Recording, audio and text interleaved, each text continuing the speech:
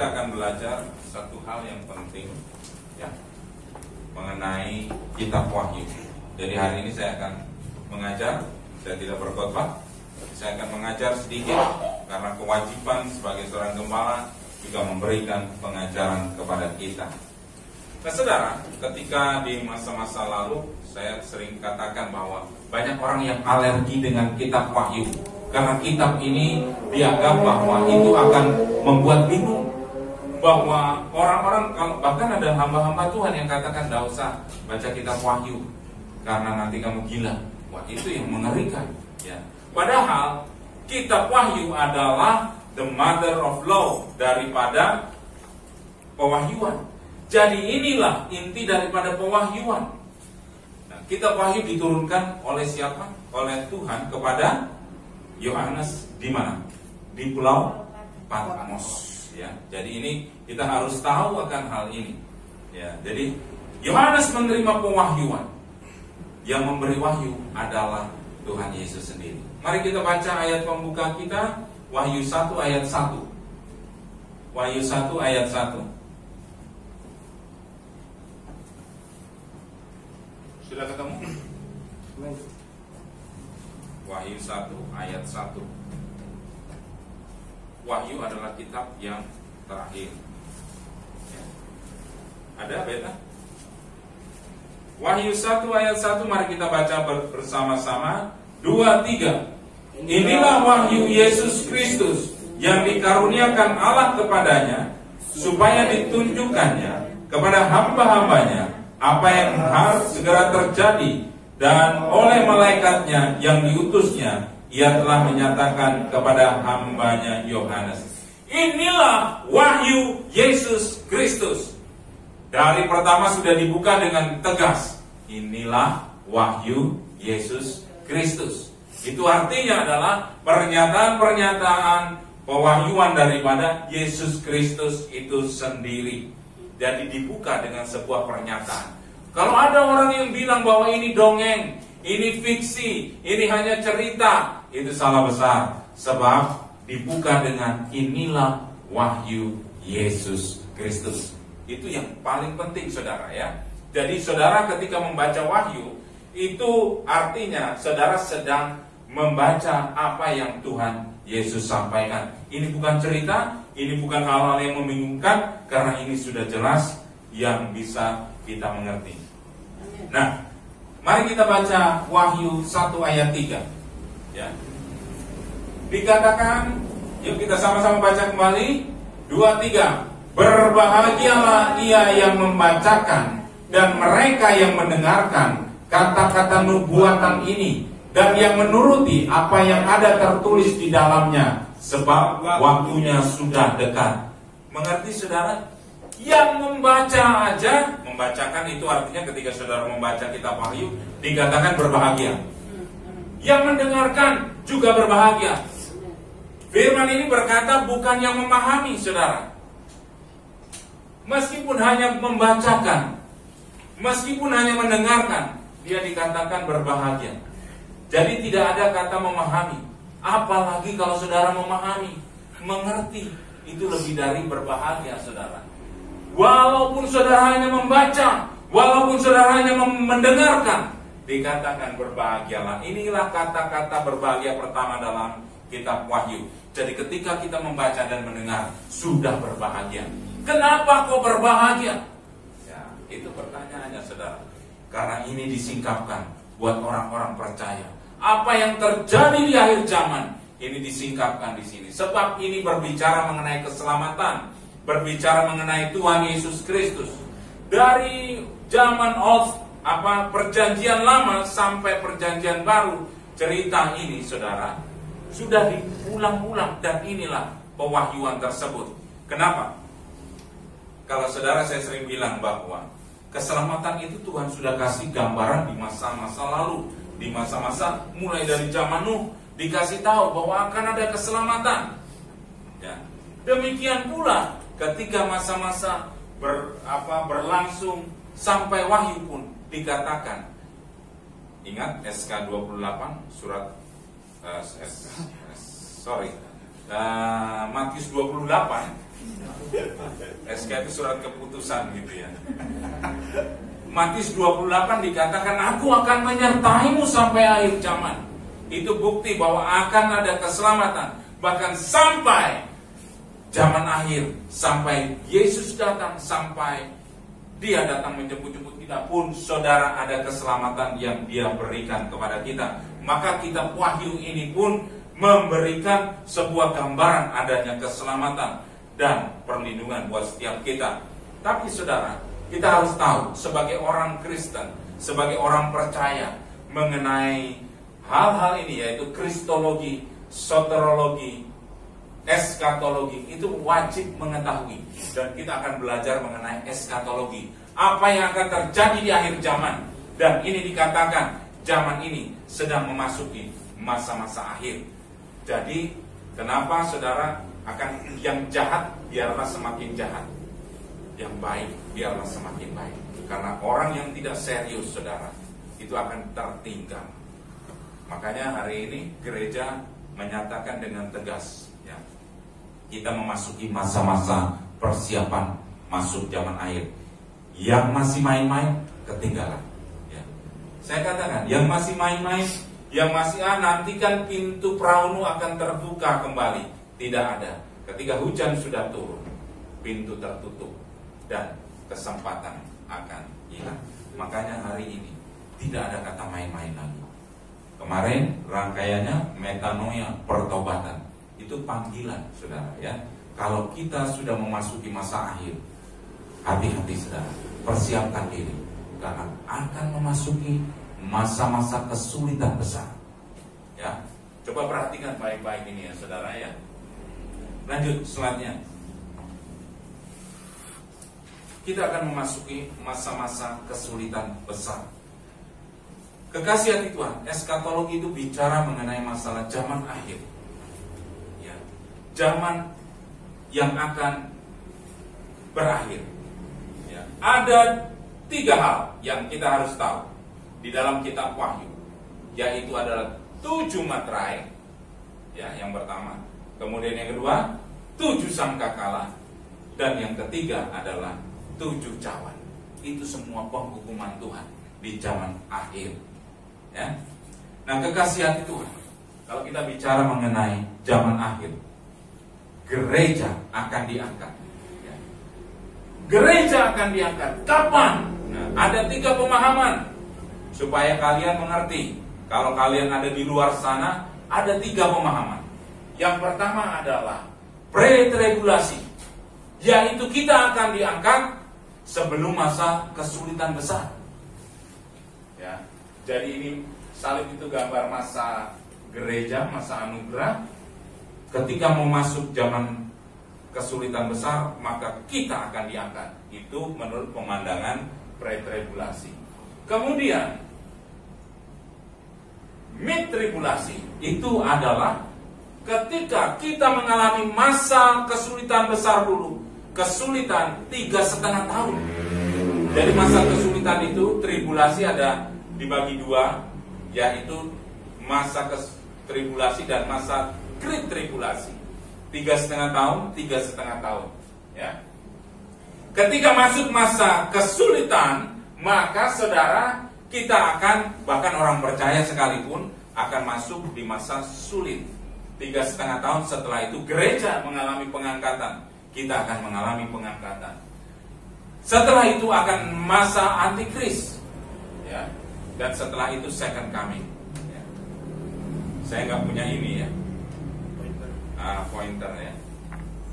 Dan yang ketiga, post tribulasi, yaitu kita akan masuk masa kesulitan, masa tribulasi dan masa great tribulasi. Jadi 7 tahun lamanya kita akan mengalami kesulitan yang begitu hebatnya. Tidak ada penyiksaan yang sehebat waktu zaman antikris, saudara. Dan kita akan terangkat setelah masa itu, saudara. Gereja GBI Cornerstone memegang mid-tribulasi, karena kita akan mengalami, nanti di materai-materai kita akan lihat apa yang akan kita alami. Dulu ada pemahaman, ya, saya juga masih punya pemahaman zaman dulu adalah kita masuk pre-tribulasi, sebelum masa kesulitan besar. Sebelum masa kesulitan, tribulasi, kita sudah terangkat. Jadi kita nggak kena masa sulit. Tapi sebenarnya akhirnya GBI pun, gereja sinode GBI pun akhirnya ambigu, saudara, ya. Akhirnya mereka tidak menetapkan mana pre, mana mid, mana post, ya. Tapi mereka menetapkan bahwa yang penting kita mempersiapkan diri untuk memasuki zaman akhir. Tapi saya katakan bahwa GBI Cornerstone menetapkan kita masuk mengikuti mid tribulasi. Jadi kita akan masuk di masa kesulitan, di mana 7 materai itu akan terbuka, dan setelah itu kita akan terangkat masuk di dalam kerajaan Allah, saudara. Dan setelah itu, saudara, baru masa antikris. Nah, mari kita lihat satu persatu. Jadi ini seri yang panjang, ya. Jadi Desember ini kita akan bicara mengenai kitab Wahyu. Banyak orang yang mungkin telinganya bosan mendengar ini, saudara, karena susah. Tapi ketahuilah bahwa ada Roh Kudus di dalammu yang itu akan membuat engkau akan merasa bahagia kalau mendengarkan pewahyuan dari kitab Wahyu. Amin. Nah, jadi ini yang penting, saudara. Kita sekarang sedang belajar mengenai apa yang terjadi ke depan. Yang pertama, saudara, ya, kan tadi saya bilang apa? Ada 7 materai, 7 sangkakala, dan 7 cawan. Itu semua adalah kemurkaan daripada Allah itu sendiri. Memasuki masa-masa di mana pakai ini aja kali ya. Kurang panjang. Sebentar ya. Tidak apa. Kita gereja sederhana, belum ada pointer. Nah, jadi ini, saudara, kita masuk masa ini, saudara, ya, di mana kita masuk masa karunia. Nah, setelah itu, saudara, nanti kita akan masuk tribulasi. Tribulasi itu masa yang sulit, dan itu sudah ada tanda-tandanya, ya. Ini kita masuk masa ini. Itu kalau ada virus COVID-19 itu cuma itu pengantar, gitu ya, pengantar waktu tidur, gitu kan. Belum ada apa-apanya, gitu ya. Saudara sudah takut. Sekarang mungkin sudah ada, wah, ketemu vaksin, saudara merasa aman, gitu ya. Tapi ketahuilah, ketika masuk masa tribulasi ini, ya, itu masanya adalah 3,5 tahun, dan setelah itu 3,5 tahun. Jadi masa kesulitan itu ada 7 tahun. Itu waktunya itu pasti, saudara. Sebab Alkitab menulis dengan angka bulan, saudara, ya. Dengan angka bulan, dan jumlahnya itu kalau ditahunkan adalah 3,5 tahun, 3,5 tahun. Ini ada di Daniel 9 ayat 27, Matius 24 ayat 13. Kalau saudara baca Wahyu, ini berapa ini? 3 apa ini, ya. Nah, saudara bisa tahu nanti akan dijelaskan, saudara, ya. Nah, oleh karena itu, saudara, kita mempersiapkan diri untuk masuk pada sini, area ini, saudara. Nah, jangan keliru. Kalau namanya second coming, itu bukan ketika kita terangkat. Rapture beda dengan second coming, ya. Kapan Tuhan itu datang? Ketika masa tribulasi ini berakhir. Dia akan datang bersama orang-orang kudusnya, datang di sini. Dan itu akan terjadi namanya perang Armageddon, ya. Di mana antikris itu akan melawan, dan terjadilah perang yang dahsyat namanya Armageddon. Dan setelah itu, saudara, iblis akan dimasukkan di dalam tubir-tubir yang paling dalam. Dia akan dikerangkeng.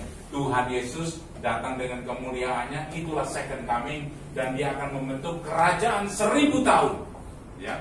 Kerajaan 1000 tahun ini iblis nggak ada. Iblis sedang dipenjara. Iblis tidak ada di dunia ini.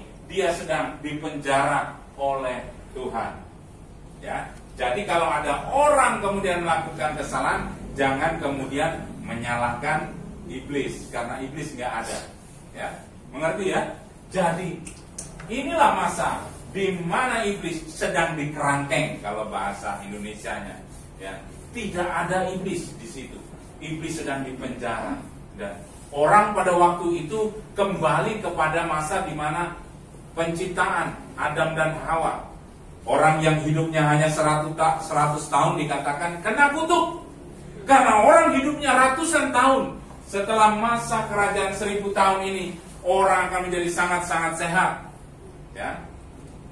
Orang akan hidupnya lama. Orang yang dikatakan hidupnya 100 tahun, matinya 100 tahun aja katanya kena kutuk. Ya. Betapa di sini kita bisa hidup dengan sehat, saudara, ya. Nah, itu sekedar sebelum masuk kepada materai, saudara, ya, supaya tahu saudara garis besarnya. Di sini akhirnya, saudara, iblis masa 1000 tahun berlalu, iblis dilepaskan kembali sekali lagi. Apa yang terjadi? Di situ terjadi pertempuran hebat juga, saudara. Gog Magog, saudara. Dan kemudian apa yang terjadi? Iblis dihancurkan. Ya. Pengadilan tahta putih, namanya mana pengadilan tahta putih? Great White Throne ini, saudara. Di situ orang yang mati, bukan orang yang benar, maksudnya bukan orang percaya, itu dibangkitkan di sini. Kalau kebangkitan orang benar ada di sini, saudara. Pada waktu rapture. Beda ya. Orang Kristen ya dibangkitkan, yang sudah mati zaman-zaman ini, saudara, dibangkitkan di sini, saudara. Tapi kalau orang yang di luar Tuhan, yang tidak menerima Kristus, dibangkitkan di sini. Ya. Pada pengadilan tahta putih, maka dia akan diadili. Itulah pengadilan yang mengerikan. Kalau orang Kristen pengadilannya di mana? Kalau kita orang percaya, ketika rapture, kita akan masuk di perjamuan anak domba. Di situ kita akan mengalami pengadilan bema, yaitu pengadilan pembagian hadiah. Bukanlah kamu salah, kamu salah, kamu salah, bukan. Tapi pengadilan karena kamu sudah melayani, karena kamu sudah setia, maka kita akan diberikan namanya mahkota. Dan nanti kita akan sama-sama turun ke sini bersama Kristus, membentuk kerajaan 1000 tahun. Nah, itulah bedanya orang percaya dengan orang yang tidak percaya. Kebangkitannya di mana? Kebangkitan orang percaya pada saat kita rapture, dan kebangkitan orang yang tidak percaya ada pada masa 1000 tahun. Dan setelah itu bumi dihancurkan, saudara, ya. Ini bumi dihancurkan, langit dihancurkan, bumi dihancurkan, dan menjadi langit baru dan bumi baru. Di situ kita nanti akan tinggal. Ya, jadi itu sedikit gambaran, nanti di CS mungkin akan saya jelaskan lebih detail lagi, ya. Nah, kita akan membahas masalah di tribulasi ini, ya. 7 materai yang akan dilepaskan, ya. Tema Natal kita apa? Seals. The seals itu artinya segel. Jadi kalau saudara terima paketan gitu kan, masih ada segelnya, itu artinya hanya yang berhak menerima yang boleh buka segel. Tapi yang tidak boleh, itu tidak boleh buka segel. Kalau zaman dulu di Tiongkok itu pakai stempel lilin gitu ya. Kalau lilinnya pecah, berarti itu segelnya sudah terbuka, dan itu ada yang melihat. Informasinya mungkin zaman dulu kan belum ada telegram, belum ada SMS, belum ada ini, jadi pakai surat dan amplopnya itu disegel, diikat begitu. Makanya hari ini masih ada amplop yang masih diikat, kemudian distempel pakai lilin. Dan kalau lilinnya pecah, berarti itu sudah dibuka orang. Nah, kita mau belajar mengenai materai, ya. Apa itu materai yang ditulis dalam kitab Wahyu? Ingat, nanti akan ada 7 materai, 7 sangkakala, 7 cawan. Oke, yang materai pertama, saudara, ya.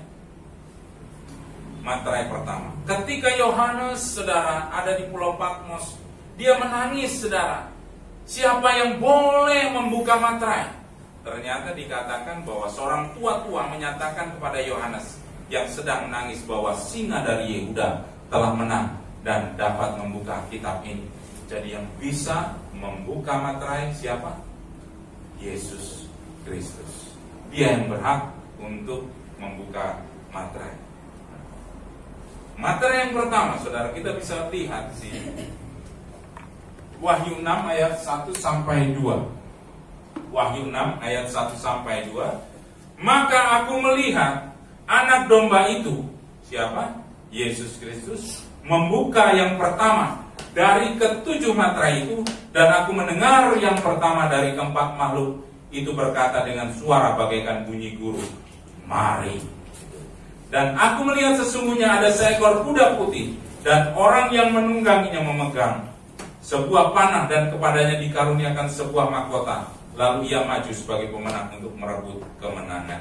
Nah, materai pertama bicara apa, saudara? Ketika awal daripada materai dibuka, akan terjadi global revival. Amin, saudara? Apa itu global revival? Tadi waktu saya duduk di situ, firman Tuhan datang. Yang terdahulu akan menjadi terkemudian, ya.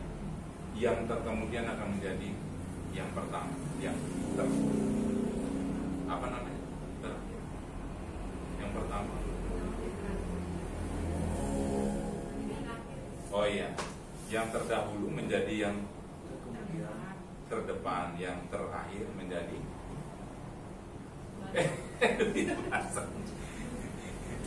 artinya gini loh, tadi Tuhan bicara gitu. Kalian jangan bangga seberapa lama kalian menjadi Kristen.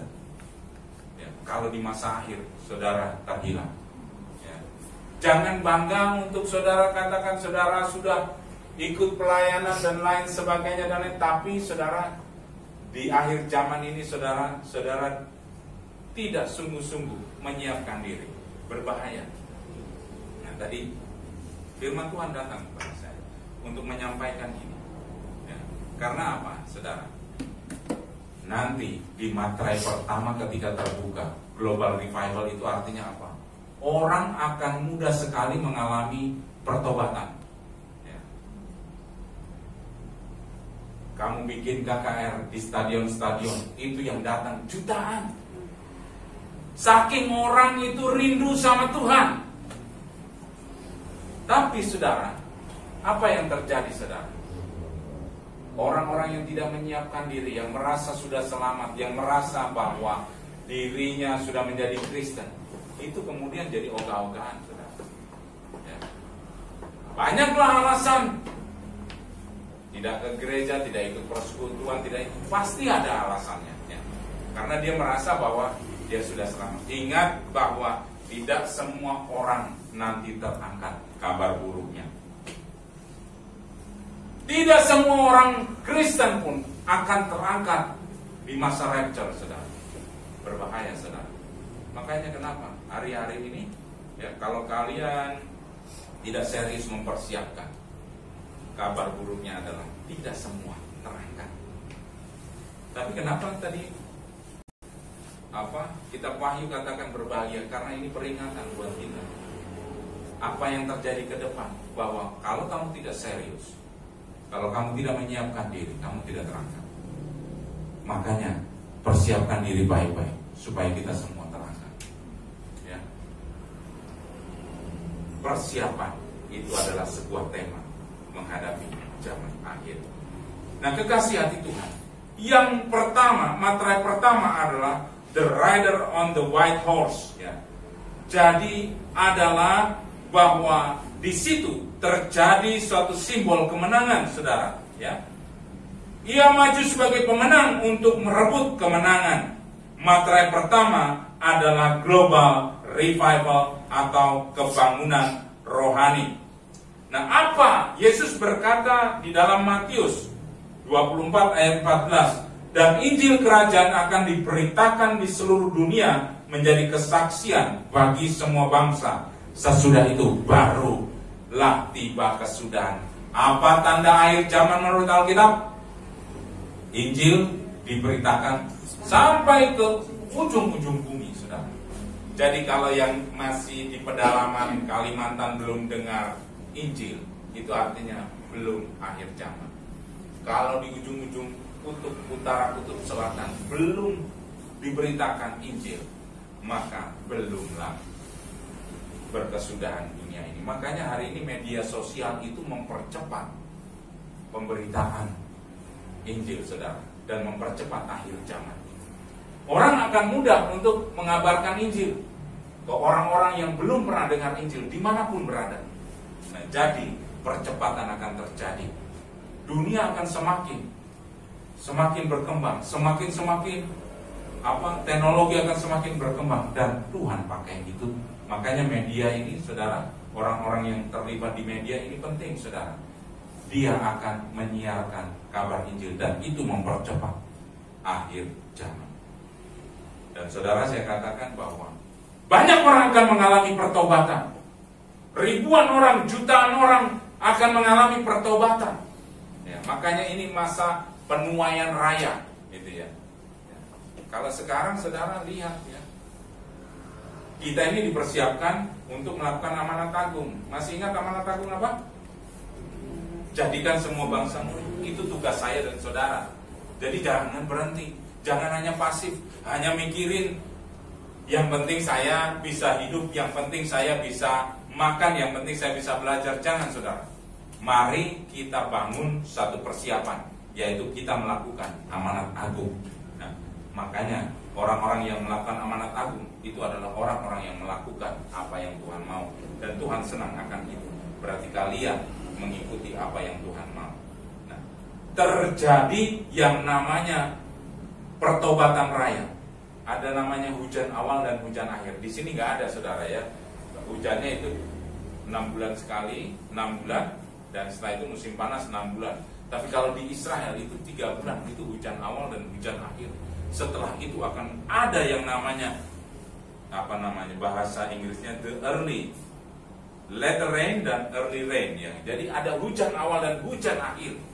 Itu turunnya sama-sama, artinya 7 kali lebih dahsyat, saudara ya.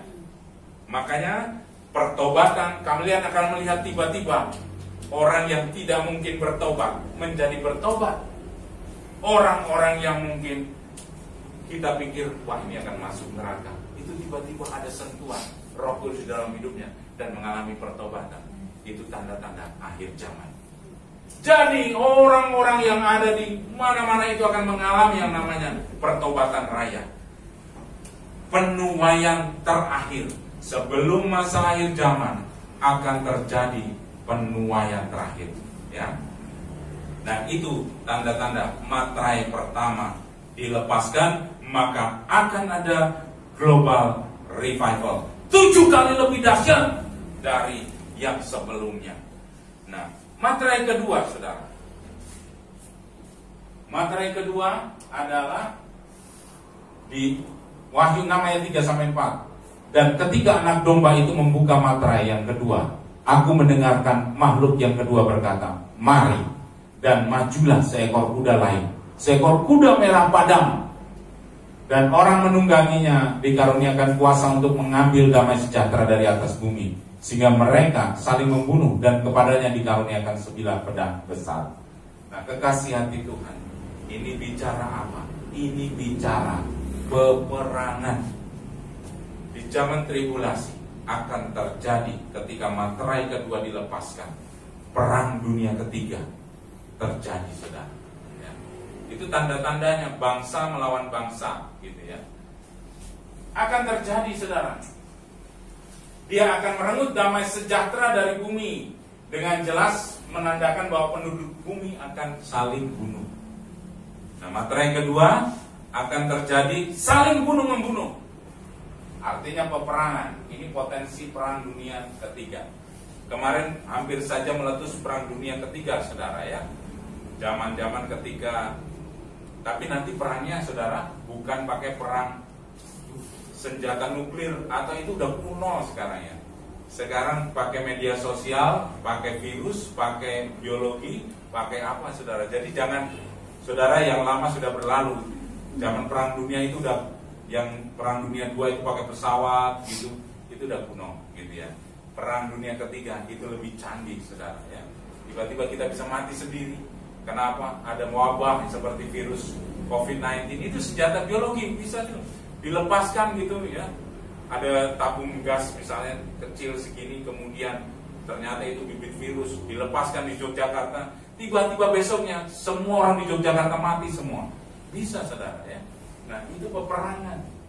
Jadi makanya kenapa kita harus dekat dengan Tuhan? Karena hanya dengan dekat dengan Tuhan kita bisa tenang. Kalau saudara memikirkan sesuatu yang wah itu takut, saudara ya. Karena zaman itu semakin kejam. Nah, materai kedua dilepaskan, maka yang terjadi adalah peperangan. Yang ketiga, saudara. Yang ketiga, Wahyu 6 ayat 5-6. Dan ketika anak domba itu membuka materai ketiga, aku mendengar makhluk yang ketiga berkata, mari.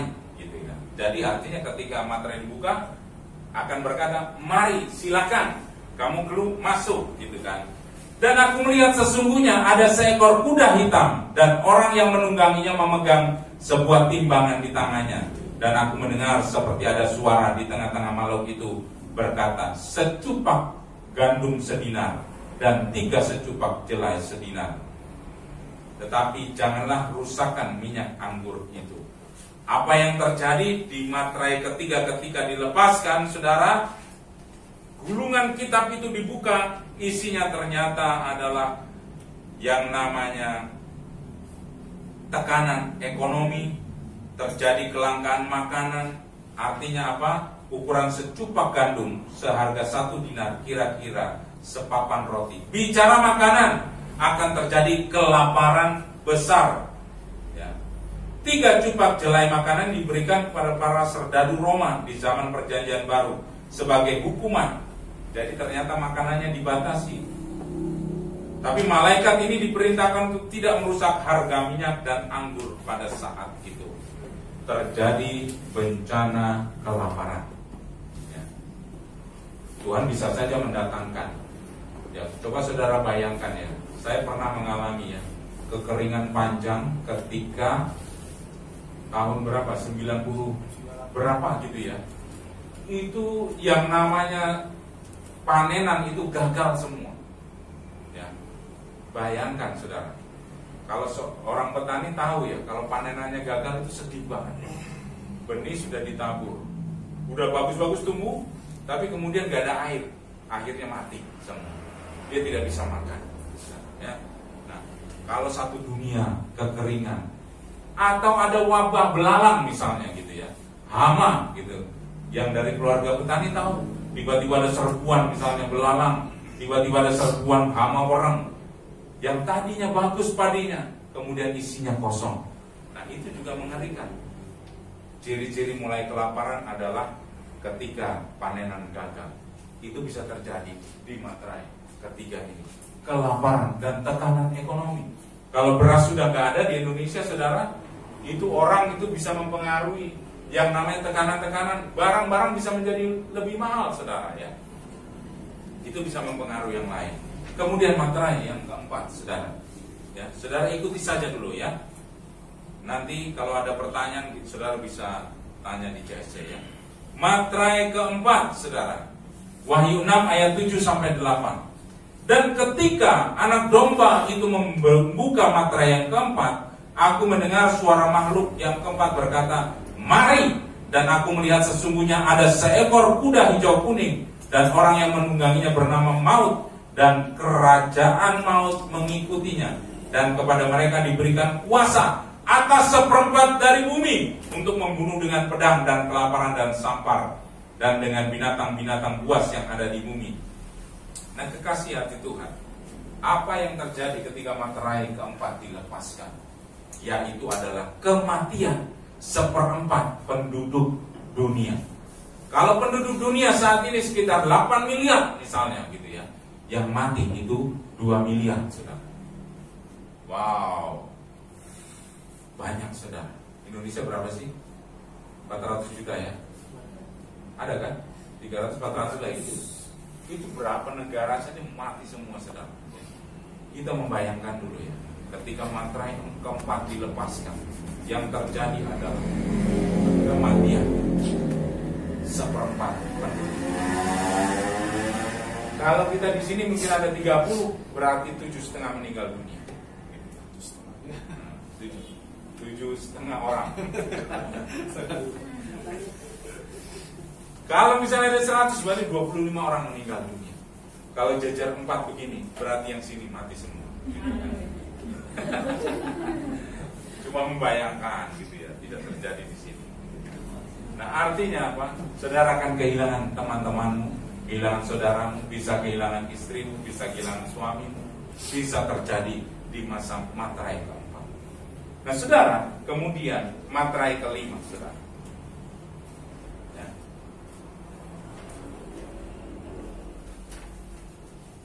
Ini yang mengerikan, saudara. Ini tidak bicara kronologis sekali lagi ya. Materai tidak bicara kronos. Artinya urutannya tidaklah bisa urut gitu ya, tapi bisa juga tidak urut. Yang materai kelima itu adalah the Great Tribulation. Ya. Apa saudara? Great Tribulation. Ini yang paling mengerikan, saudara. Ya. Tadi coba diulangi di gambar yang diagram tadi.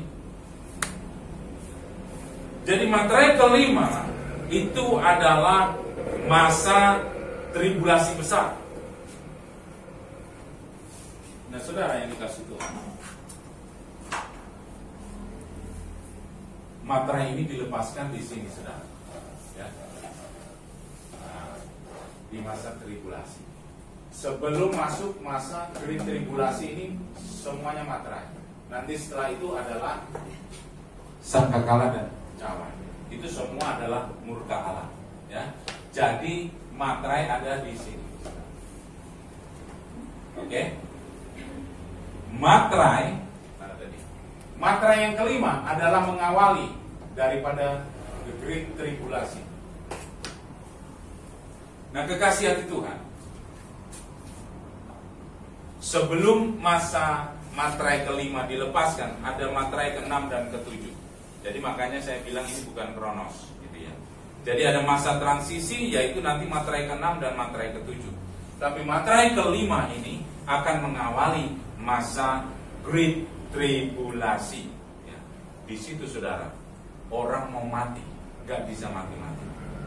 Banyak orang-orang yang kemudian berteriak kepada gunung-gunung, timpain aku aja supaya aku mati, tapi nggak mati-mati. Kenapa? Karena ada ya yang namanya penyiksaan, dikatakan nih, saya carikan ayatnya. Kita baca dulu ayatnya, Wahyu 6 ayat 9 sampai 11. Dan ketika anak domba itu membuka materai yang kelima, aku melihat di bawah mezbah jiwa-jiwa mereka yang telah dibunuh oleh karena firman Allah dan oleh kesaksian mereka, darah martir, saudara ya. Dan mereka berseru dengan suara nyaring, katanya, berapa lama lagi ya penguasa yang kudus dan benar, engkau tidak menghakimi dan membalaskan darah kami kepada mereka yang diam di bumi, dan kepada mereka masing-masing diberikan sehelai jubah putih, dan kepada mereka dikatakan bahwa mereka harus beristirahat sedikit waktu lagi hingga genap jumlah kawan-kawan pelayan saudara-saudara mereka yang dibunuh sama seperti mereka. Artinya apa? Ini penting, saudara. Materai kelima dilepaskan ketika darah martir sudah cukup. Artinya apa? Bahwa ketika orang-orang yang mati syahid, orang-orang yang karena firman dibunuh, belum lama yang lalu kan ada yang di Sulawesi, di mana Poso atau mana itu, yang dipenggal kepalanya, itu contoh darah martir, saudara. Sekarang darah martir sedang ditampung dalam cawan, saudara. Ya. Sampai dia penuh, maka materai kelima dilepaskan. Jadi akan banyak orang-orang yang mati syahid, yang mati karena firman Tuhan, yang karena membela, yang karena mempertahankan Kristus dalam hidupnya. Orang-orang yang bekerja di ladang Tuhan, mereka yang mempertahankan imannya dan mati karena penyiksaan maupun pembunuhan. Ya. Jadi ketika darah martir penuh, maka materai kelima dilepaskan. Itu masa tribulasi besar, masa the Great Tribulasi. Jadi apa yang terjadi? Penyiksaan akan terjadi. Antikris mulai muncul. Antikris itu bukan makhluk gentayangan. Dia adalah tokoh politik, saudara. Sudah dipastikan ini adalah sistem politik yang akan menguasai dunia. Satu mata uang. Sekarang sudah mulai Facebook sudah bikin mata uang apa namanya gitu ya. Jadi itu bisa menggantikan mata uang rupiah, dolar dan lain sebagainya. Satu pemerintahan dunia. Itulah ciri-ciri antikris mulai muncul. Dan ini sudah semakin digenapi, saudara ya. Sudah akan mulai digenapi ketika satu pemerintahan di dalam dunia ini, ketika satu mata uang, sehingga dia bisa mengendalikan semua orang di dunia ini. Dan orang-orang akan takluk kepadanya. Nah, antikris akan muncul. Mereka akan mulai menguasai dunia. Dan materai kelima dilepaskan. Nah, orang-orang akan mengalami penyiksaan lebih daripada zaman Nazi, zaman Hitler, atau zaman-zaman penguasa otoriter. Mereka sangat bengis. Masa itu adalah 3,5 tahun. Masa The Great Tribulasi. Siksaan yang begitu hebatnya terjadi, saudara ya. Wahyu 6 ayat 22 dikatakan, dan sekiranya waktunya tidak dipersingkat, maka dari segala yang hidup tidak akan ada yang selamat. Akan tetapi oleh karena orang-orang pilihan, waktu itu akan dipersingkat. Ayat 21, sebab pada masa itu akan terjadi siksaan yang dahsyat seperti yang belum pernah terjadi sejak awal dunia sampai sekarang, dan tidak akan terjadi lagi. Jadi kalau mau melihat penyiksaan yang terhebat, yang belum pernah ada di dunia, yang belum pernah kalian saksikan, itu di masa Great Tribulasi ya. Siksaannya itu kreatif, siksaannya itu gak ada yang kita bayangkan. Tapi kita gak mati-mati, tapi kita akan mulai berteriak-teriak, dan sangat-sangat menyakitkan sekali, saudara. Dan jangan sampai kita masuk di masa itu, saudara ya. Makanya ini prepare, kalian harus mempersiapkan. Nah, sebelum masa materai kelima, ada materai keenam, saudara ya. Karena waktunya singkat, saudara, jadi nanti bahan ini akan saya sharekan ke kalian semua dalam wujud PowerPoint dan PDF, saudara ya. Nah, materai keenam itu adalah gempa bumi dahsyat dan cosmic blackout. Apa itu? Matahari akan menjadi gelap, saudara. Bayangkan, saudara, gempa bumi akan menjadi dahsyat. Kalau saya perhatikan, saudara ya, ada hubungannya matahari, langit dengan gempa bumi. Kalau terjadi sesuatu di langit, misalnya awan sirus itu katanya tanda-tanda akan ada gempa bumi gitu kan. Terjadi perubahan magnet bumi gitu kan. Maka awannya akan terjadi lurus gitu kan. Nah, makanya apa yang terjadi di langit mempengaruhi apa yang terjadi di bumi. Gempa bumi dahsyat terjadi. Wahyu 6 ayat 12, maka aku melihat ketika anak domba itu membuka materai yang keenam, sesungguhnya terjadilah gempa bumi yang dahsyat, dan matahari menjadi hitam bagaikan karung rambut, dan bulan menjadi merah seluruhnya bagaikan darah. Dan materainya akan ditandai dengan gempa bumi yang sangat besar, diikuti dengan cosmic blackout. Langit menjadi gelap, matahari tidak berfungsi lagi, gelap. Jadi kamu seperti malam, tidak ada yang namanya terang. Nah, kemudian Matius 24 ayat 7 sebagai penguat, sebab bangsa akan bangkit melawan bangsa dan kerajaan melawan kerajaan, akan ada kelaparan dan gempa bumi di berbagai tempat. Gempa bumi yang hebat dan terjadinya dibuka ketika materai ke-6. Nah, kekasih hati Tuhan itu materai ke-6, materai ke-7, saudara ya, sebelum materai ke-5. Jadi sebenarnya ini bukan kronos ya, tapi ini adalah bahwa ketika materai ini dibuka, apa yang terjadi. Materai yang ke-7, ingat sekali lagi tadi, sebelum masa Great Tribulasi, materai ke-7 dilepaskan. Jadi materai ini pada masa 3,5 tahun masa tribulasi. Materai ke-7, saudara, yaitu adalah dikatakan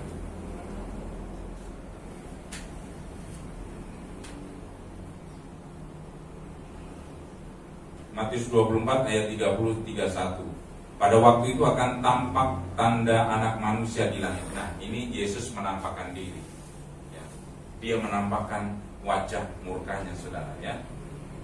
Dan ia menyuruh keluar malaikat-malaikatnya dengan meniup sangkakala yang dahsyat bunyinya, dan mereka mengumpulkan orang-orang pilihannya dari keempat penjuru bumi dari ujung langit yang satu ujung langit yang lain. Anak manusia akan datang di langit dalam segala kemuliaannya. Semua mata akan melihat. Ingat, semua mata di dunia akan melihat Yesus. Penampakan di langit itu terlihat wajah Yesus, ya. Akan ada sebuah ratapan besar di semua bangsa-bangsa. Selanjutnya dalam ayat 31, rapture akan terjadi. Disinilah rapture, saudara. Sebelum masa Great Tribulasi, rapture terjadi. Rapture itu buat siapa, saudara? Yang pertama adalah orang-orang yang sudah mati lebih dahulu. Orang-orang yang benar ya pastinya ya. Dia dibangkitkan dan akhirnya naik. Dan buat 144.000 orang Israel yang bertobat. Nah itu jawaban sebenarnya pertanyaan yang kemarin waktu Jesse. 144.000 orang Israel ternyata ada yang bertobat.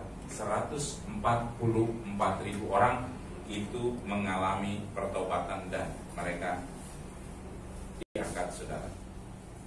Ya. Dan kemudian setelah itu orang-orang yang masih hidup baru naik. Jadi itu urutannya rapture. Orang-orang mati dulu dibangkitkan dalam tubuh kemuliaan, kemudian naik rapture. Baru orang-orang yang masih hidup gitu ya, naik gitu ya. Saya percaya bahwa kita semua terangkat. Amin. Maka persiapkan diri baik-baik. Seriuslah ya. Karena ini masa-masa terakhir. Nah, kekasih hati Tuhan. Jadi kembali ke diagram tadi. Ini waktu sangat singkat. Saya harus sampaikan satu semester ini ya. Eskatologi. Ingat bahwa second coming bukan pada saat rapture. Tuhan Yesus menampakkan diri, menjemput kita di awan-awan permai, itu rapture. Tapi setelah masa tribulasi, Great Tribulasi, Yesus datang bersama orang-orang kudus, itu second coming. Dia datang di Bukit Zaitun. Saya pernah sampai ke Bukit Zaitun yang ada di dunia ini, saudara. Bukit Zaitun akan terbelah menjadi dua. Di situ tempat kedatangan Yesus kali kedua. Ya, second coming terjadi pada saat masa setelah Great Tribulasi, dan di situ diawali dengan perang Armageddon. Gitu ya. Jadi bukan seperti judul film gitu ya. Ada kan film Bruce Willis itu Armageddon. Gitu. Nah itu gambarannya itu akan terjadi perang yang dahsyat antara antikris dengan pasukannya Allah. Gitu. Nah itu yang penting, saudara. Dan tadi urutan rapture supaya kita tahu bahwa rapture diawali dengan orang-orang yang sudah mati dan dibangkitkan. Apalagi ingat bahwa materai dilepaskan pada saat masa tribulasi. Setelah itu ada 7 sangkakala dan 7 cawan. Dan itu akan berseri. Di minggu depan kita akan bahas mengenai masalah 7 sangkakala dan 7 cawan. Nah, apa sih dari kesimpulan yang kita bisa dapatkan? Yang pertama, saudara, ya, ingat bahwa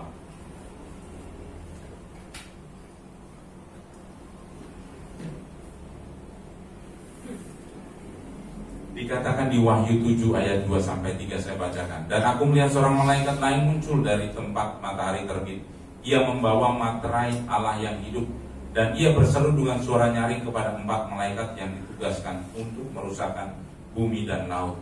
Jadi ingat tadi saya belum jelaskan, materai ke-7 adalah materai kesunyian sorga. Sorga setengah jam diam. Biasanya saudara kalau sorga itu ada pujian pengagungan, tapi Tuhan perintahkan semua diam ya. Untuk malaikat menahan angin di 4 penjuru arah mata angin, barat, timur, laut, selatan. Angin ditahan semua. Semua keadaan sunyi senyap. Itu bayangkan betapa panasnya ya. Kalau kita nggak ada angin aja saudara ya, di rumah nggak ada angin itu panasnya minta ampun. Keadaan itu saudara bisa bayangkan, satu dunia angin yang nggak ada, ditahan malaikat ya. Kesunyian sorga terjadi ya. Tapi dia, Tuhan memberi pesan, janganlah merusakkan bumi atau laut atau pohon-pohonan sebelum, ya. Jadi materai ketujuh sebelum masa Great Tribulasi dikatakan bahwa jangan dirusak dulu pohon-pohon atau laut-lautan, ya. Sebelum apa? Kami memateraikan hamba-hamba Allah pada dahi mereka. Nah, ini berita baiknya, ya. Kalau kalian mempersiapkan diri, kenapa kita perjamuan kudus setiap hari? Kenapa, saudara? Karena ini menjadi satu tanda. Kita ambil satu langkah profetik, ya. Waktu zaman Mesir, Israel keluar dari Mesir, apa yang terjadi? Tulah anak sulung itu kan keliling-keliling. Tapi di pintu-pintu orang yang ditandai dengan tanda T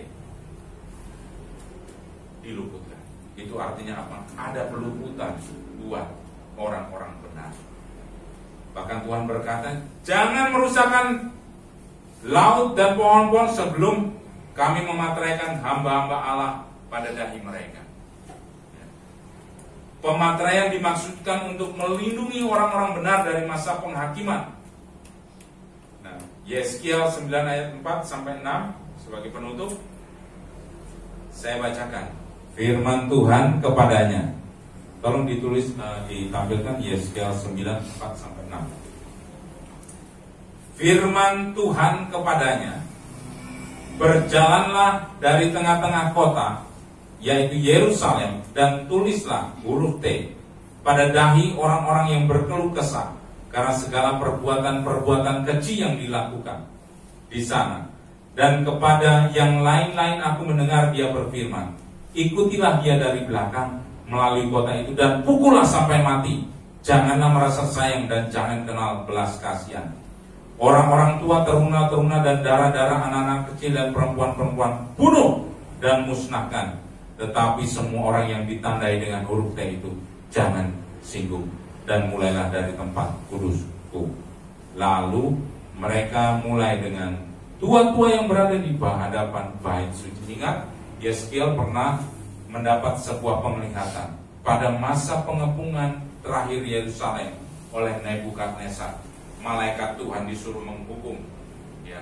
Malaikat Tuhan disuruh menghukum seluruh orang bunuh kecuali orang-orang yang punya tanda T di dalam dahinya. Ingat, tanda itu adalah materai buat kita, ya. Kita bicara materai hari ini. Kalau kita tidak punya materai, maka jangan berharap saudara selamat di masa-masa penghakiman, ya. Ini hal yang serius. Yang jahat akan semakin jahat, yang baik akan semakin baik. Artinya Tuhan itu tegas, ya. Dia mau melihat setiap kita apakah kita mempersiapkan diri dengan baik atau tidak di masa akhir ini, ya. Kalau kita masih sering main-main, saudara, jangan berharap saudara selamat, ya. Tidak semua orang akan terangkat, tidak semua orang akan mengalami keselamatan. Walau KTP-nya Kristen sekalipun, walau dia merasa bahwa saya adalah orang-orang Kristen dari lahir, nenek saya Kristen, kakek saya Kristen, bapak saya Kristen. Tapi kalau kita tidak bertobat hari ini, tidak mempersiapkan diri hari ini, maka saudara akan mengalami yang namanya kengerian di zaman akhir. Nah, kitab Wahyu ini diberitakan untuk membuat saudara berbahagia, bukan untuk saudara takut. Ketika saya membaca kitab ini, saudara, ada rasa tenang di dalam hati saya. Ada perbedaan dengan orang-orang yang mempersiapkan, dengan orang-orang yang tidak, dengan orang-orang yang masih main-main, dengan orang-orang yang serius mempersiapkan diri.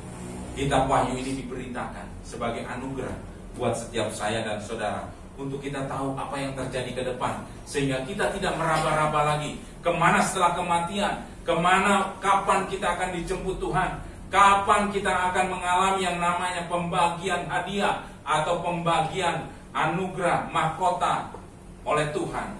Pekerjaan kita tidak akan pernah sia-sia. Apa yang kita kerjakan melayani Tuhan tidak akan pernah sia-sia. Semua diperhitungkan Tuhan di masa-masa pengadilan bema. Oleh karena itu saudara, hari ini kalau kita masih main-main, bertobat, kita persiapkan diri. Tuhan memerintahkan kita melakukan amanat agung, lakukan.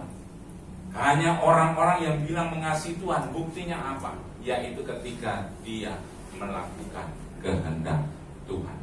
Jangan sampai Matius 27 berkata bahwa hanya engkau membuat kejahatan, aku tidak mengenal engkau. Engkau hanya GR, engkau hanya merasa melayaniku, padahal engkau menyakitiku. Jangan sampai berkata demikian Tuhan Yesus kepada kita. Oleh karena itu persiapkan diri baik-baik, masuki masa-masa akhir ini dengan satu kebahagiaan, sebab kita sudah mengetahui apa yang akan terjadi ke depan. Tuhan Yesus memberkati. Mari